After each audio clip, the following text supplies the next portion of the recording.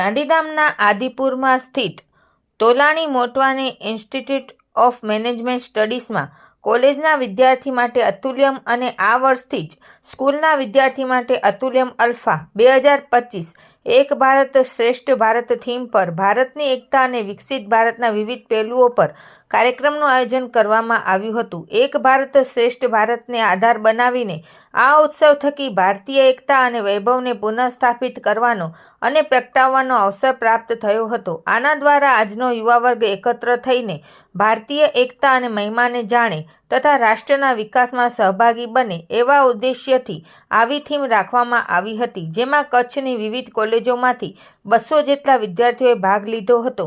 આ કાર્યક્રમમાં અતિથિ વિશેષ તરીકે Suresh Joseph, project director DP world ઉપસ્થિત રહ્યા હતા અને તેમણે પોતાના જીવનના સંઘર્ષ અને સાહસો વર્ણવી વિદ્યાર્થીઓને પ્રોત્સાહિત કર્યા હતા। વધુમાં તેઓ જણાવ્યું કે કોઈ પણ કાર્ય અશક્ય નથી એમ માનીને ચાલવું અને હંમેશા પ્રયત્ન કરતા રહેવું, આવા સકારાત્મક વિચારો થકી જ જીવનના ધારેલ લક્ષ્યો સુધી પહોંચી શકાય છે।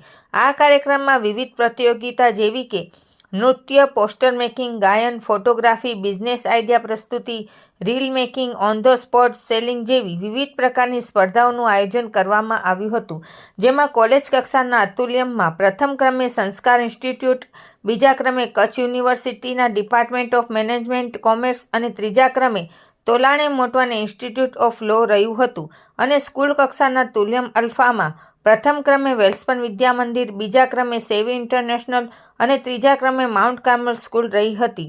આ આયોજનમાં મુખ્ય પ્રાયોજકો તરીકે વંશ લોજિસ્ટિક, સાર લોજિસ્ટિક અને ઘનશ્યામ એન્ટરપ્રાઇઝ જેવી પ્રતિષ્ઠિત ઔદ્યોગિક સંસ્થાઓએ સહયોગ આપ્યો હતો।